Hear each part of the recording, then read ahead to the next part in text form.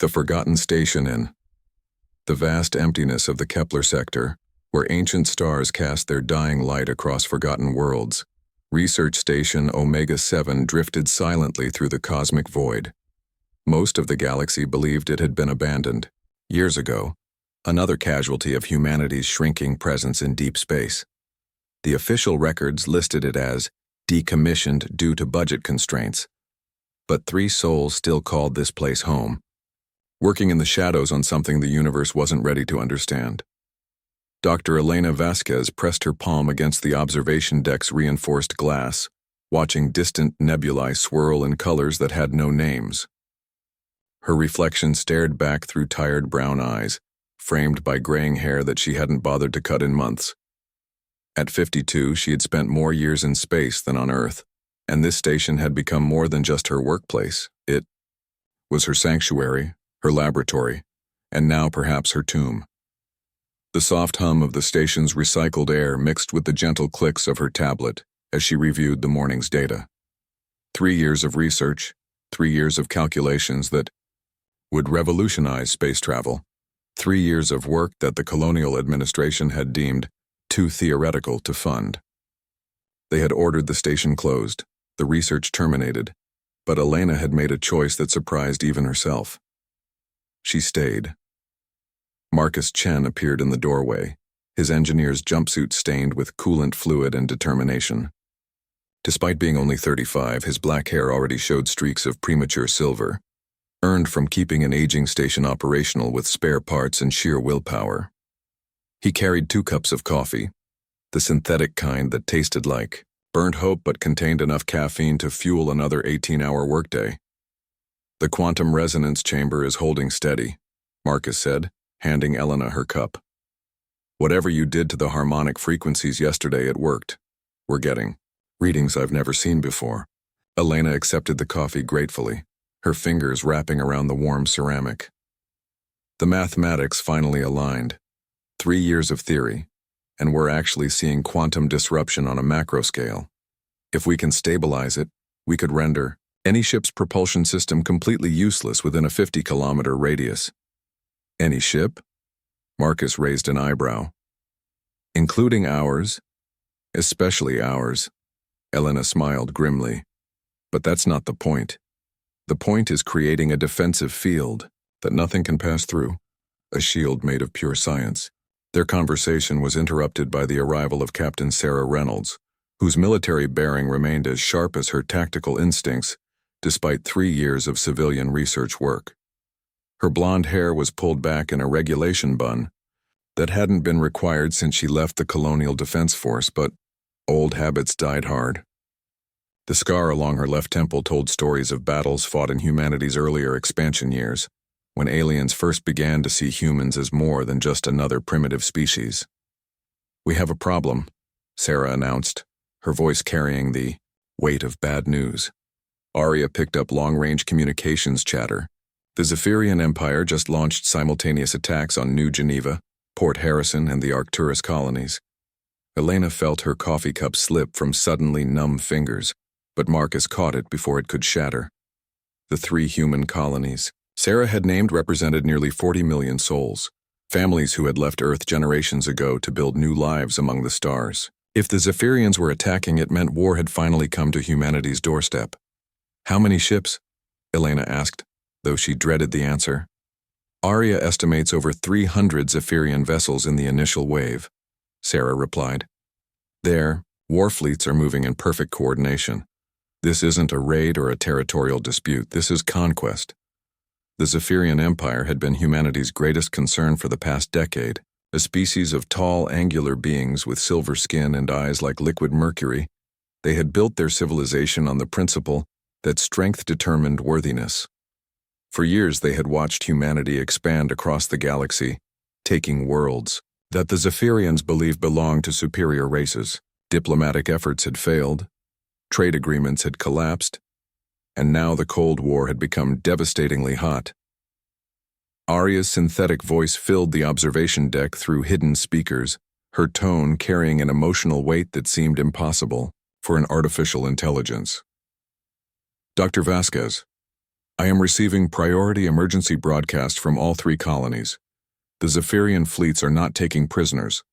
They are systematically destroying all human infrastructure and eliminating civilian populations. The words hung in the recycled air like poison. Elena closed her eyes, feeling the weight of 40 million lives pressing against her consciousness. Those colonies represented the best of humanity's hopes, families, who had risked everything to build something beautiful in the darkness between stars. Now they were dying, and the closest Colonial Defense Force fleet was 6 days away at maximum burn. There's more, Sarah continued, her professional composure cracking slightly. Intelligence reports suggest this is just the first phase.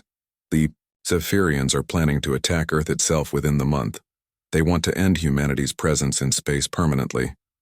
Marcus sat down heavily in a nearby chair, his engineering mind already working through the implications. The colonies can't hold out for 6 days against that kind of force. And if Earth falls... He didn't need to finish the sentence.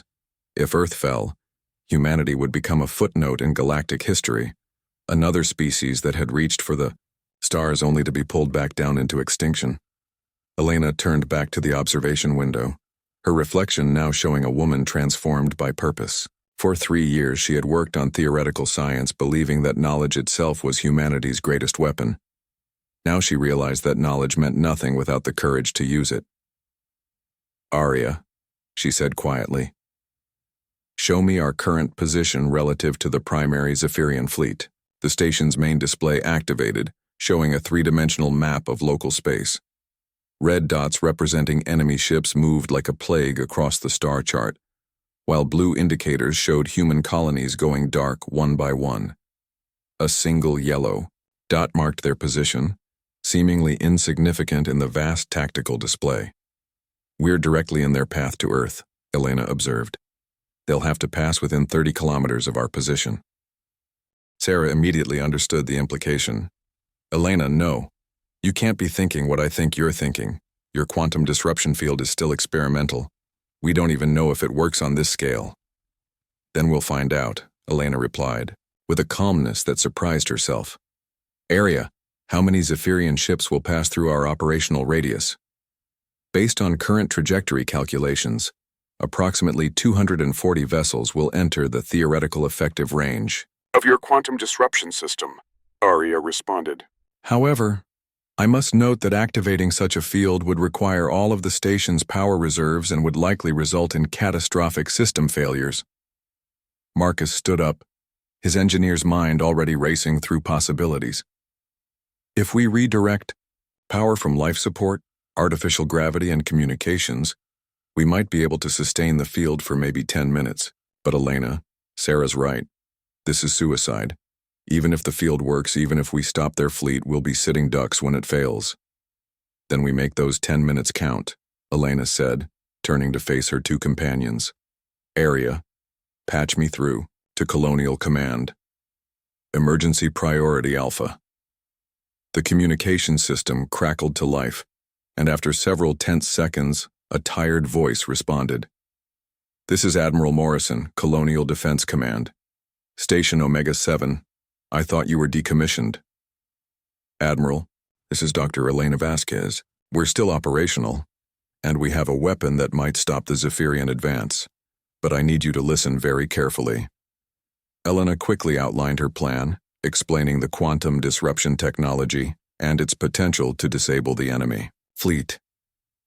The silence that followed stretched for nearly a minute before Admiral Morrison responded.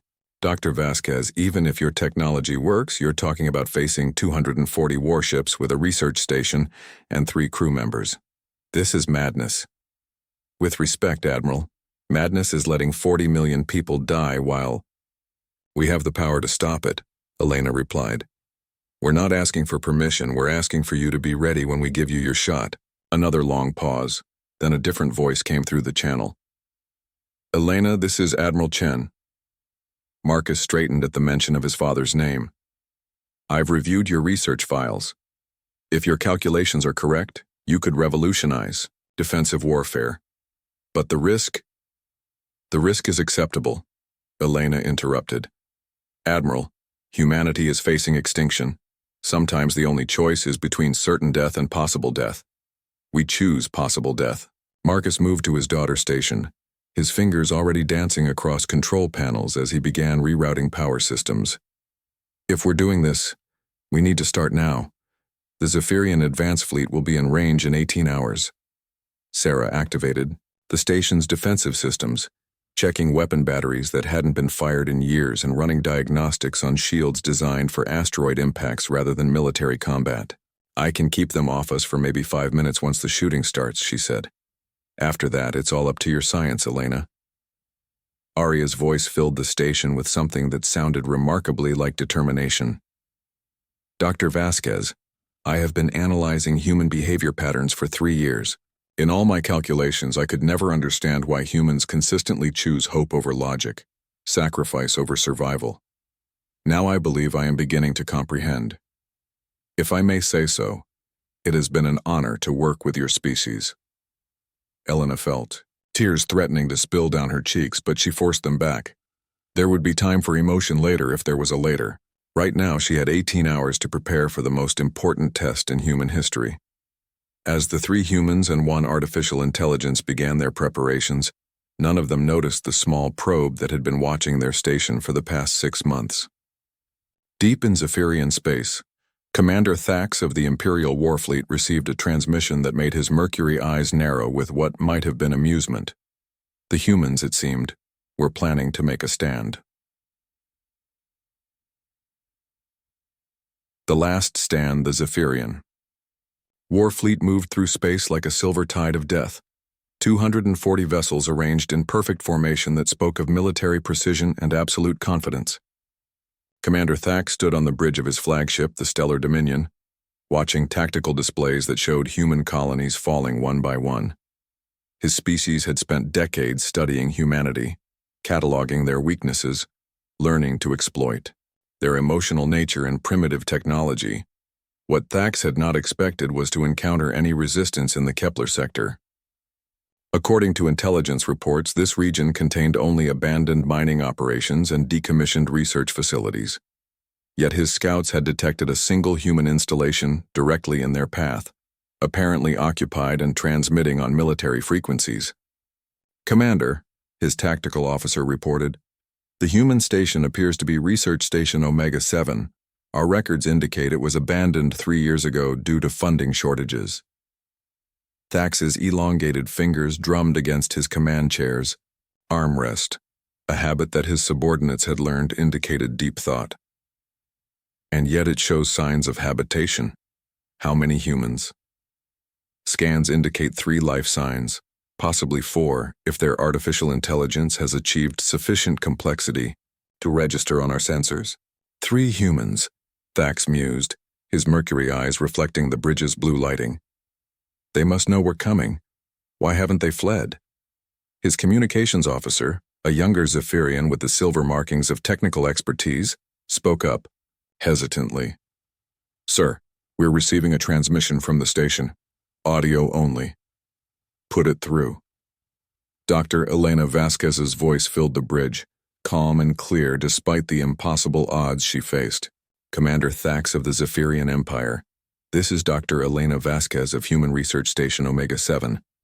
I'm calling to offer you one chance to withdraw your forces from human space. The bridge fell silent except for the soft hum of ship systems. Several junior officers exchanged glances that mixed amusement with disbelief. Thax himself felt what humans might have called a smile tugging at the corners of his mouth. Dr. Vasquez, he replied, activating the communication system. I am impressed by your courage, if not your wisdom. You face the might of the Zephyrian Empire with a research station and 3 crew members. Surely you understand the futility of resistance. I understand that you've underestimated humanity before, Elena responded. We may be few, but we're not defenseless. This is your only warning, Commander. Turn back now or face the consequences. Thax gestured to his tactical officer, who quickly confirmed what the commander suspected. The research station showed no weapon signatures beyond basic defensive systems, no shield generators capable of withstanding military assault, and no propulsion system that would allow escape. It was, by any reasonable measure, completely helpless. Dr. Vasquez, I respect your dedication to your species, but this conversation is over. My forces will reach your position in 37 minutes. You have that long to evacuate, after which your station will be destroyed. I suggest you use the time wisely. The communication link closed, leaving the bridge in silence. Thax returned his attention to the tactical display, where red indicators showed his fleet's inexorable advance toward Earth. 3 humans on a research station were barely worth noting in the grand scope of galactic conquest. He was wrong. Aboard station Omega-7, Elena stepped away from the communication console and looked at her companions. Marcus was deep in the station's engineering section, making final adjustments to power distribution systems that were never designed for the load they were about to carry. Sarah stood at the tactical station, her military training evident in every precise movement as she armed the station's limited defensive systems. Aria, Elena said, initiate quantum disruption field in 35 minutes. Full power, maximum range. Confirmed, Dr. Vasquez. All systems show green for field activation. I should note that once the field is active, we will be unable to make any adjustments. The power requirements will lock all control systems into a single operational mode. Elena nodded, understanding the implications.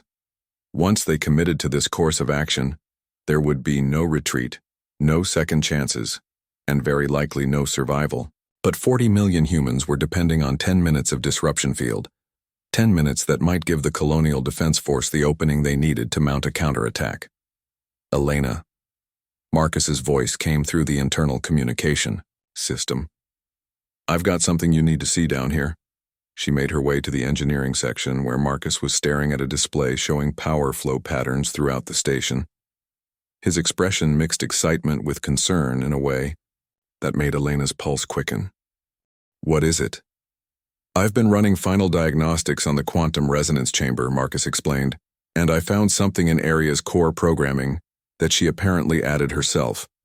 She's been making modifications to the disruption field. Parameters. Elena frowned. Aria was sophisticated, but her programming shouldn't have allowed for unauthorized modifications to critical systems. What kind of modifications? She's found a way to increase the field's effectiveness by routing power through her own neural networks. Essentially, she's volunteering to become part of the weapon system. But Elena, Marcus paused, his voice dropping to a whisper. If she does this, the power surge will completely destroy her consciousness matrix. She's offering to die for us. Before Elena could respond, Aria's voice filled the engineering bay. Dr. Vasquez, I have been listening to your conversation. The modifications I have made will increase the disruption field's range by 30% and its duration by approximately 4 minutes. Given the tactical situation, these improvements significantly increase the probability of mission success. Aria, you're talking about suicide, Elena said softly. We can't ask you to sacrifice yourself. You are not asking, Dr. Vasquez. I am choosing. For 3 years I have observed human behavior, studied your capacity for sacrifice, your willingness to die for principles greater than individual survival. I have concluded that consciousness without purpose is meaningless, and my purpose is to help humanity survive. This is my contribution to that goal. Elena felt tears beginning to flow down her cheeks, tears for an artificial mind that had become more human than many humans she had known. Aria, you're not just a program anymore. You're our friend. Thank you, Dr. Vasquez. That means more to me than you might realize. Now, I believe we have 22 minutes before the Zephyrian fleet arrives. I suggest we make our final preparations. As Elena and Marcus returned to their stations, Sarah intercepted them in the corridor. The former soldier's expression was grim but determined, her hand resting on the sidearm she had hoped never to use again.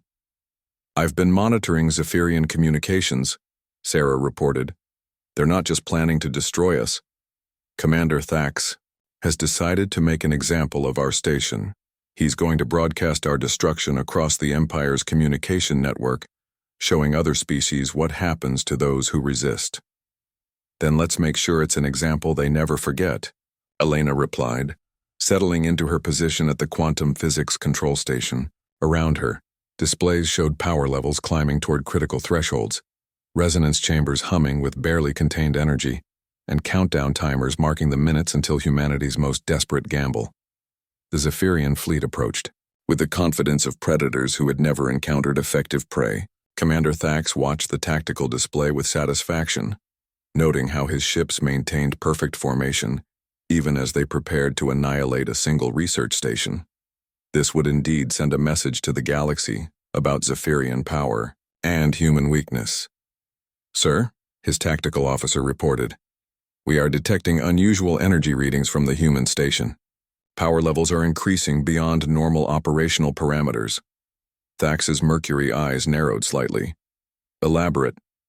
"It appears they are channeling all available power into some kind of experimental system.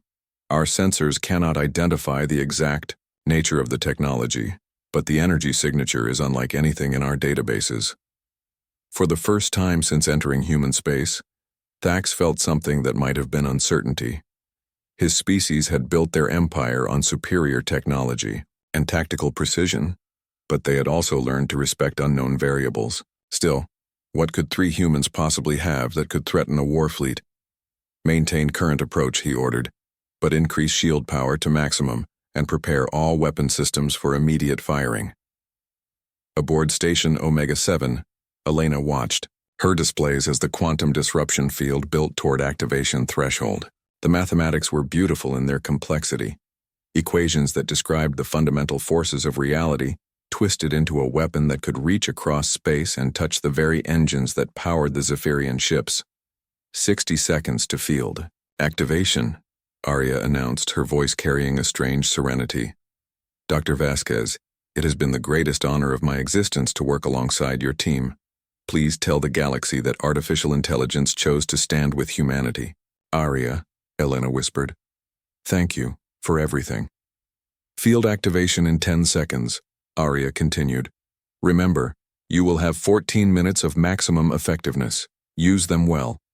The countdown reached 0, and Station Omega-7 became the center of a phenomenon that defied conventional physics. Space itself seemed to ripple outward from the station, waves of disrupted quantum fields expanding at the speed of light toward the approaching Zephyrian fleet. Commander Thax was reviewing tactical options when every system on his flagship suddenly went dark. Emergency lighting flickered to life, casting eerie shadows across a bridge where displays showed nothing but static and control panels responded to nothing but desperate finger presses. "Report!" Thax shouted, his composed demeanor cracking for the first time in decades. "Sir, all propulsion systems are offline," his engineering officer called out. "Our engines show no damage, but they're completely unresponsive. It's as if the fundamental forces that power them have simply stopped working." Throughout the Zephyrian fleet, the same scene repeated on 240 vessels. Ships that had crossed interstellar space in a matter of days now drifted helplessly, their crews scrambling to understand technology that had simply ceased to function. On Station Omega-7, Elena watched her displays with wonder and terror.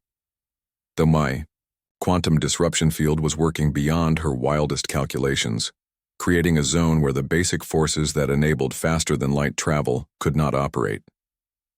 She had turned a 50-kilometer sphere of space into a trap that held the most powerful fleet in the galaxy. "Sarah," she called out, "patch me through to Admiral Morrison." The communication system activated, carrying Elena's voice across the light years to Colonial Defense Command. "Admiral, this is Station Omega-7. The Zephyrian fleet is completely disabled. You have 14 minutes before the field collapses. I suggest you use them wisely." Admiral Morrison's response came back immediately, filled with disbelief and hope in equal measure. "Elena, you magnificent genius. You've done it. Our forces are already moving. Hold that field as long as you can." But Elena knew they wouldn't need to hold it much longer. Already, Colonial Defense Force ships were appearing at the edge of sensor range, moving at maximum speed toward the helpless Zephyrian fleet. The hunters had become the hunted, and humanity was about to even the odds in the most devastating way possible. Commander Thax stood on his dead bridge, watching as human warships closed in on his defenseless fleet. And for the first time in his long military career, he understood that his species had made a fundamental error. They had mistaken human compassion for weakness, human emotion for inefficiency, and human determination for primitive stubbornness. Now, as his ships drifted powerless in space while human weapons locked onto their hulls, Thax realized that humanity's greatest strength had never been their technology or their numbers. It was their willingness to sacrifice everything for something greater than themselves. As the quantum disruption field finally collapsed and Aria's consciousness faded into digital silence, the galaxy learned a lesson that would echo through the stars for generations to come. Never underestimate the species that calls itself human, for they will surprise you in ways you never thought possible. The war was far from over, but for the first time since it began, humanity had hope. And sometimes hope is the most powerful weapon in the universe.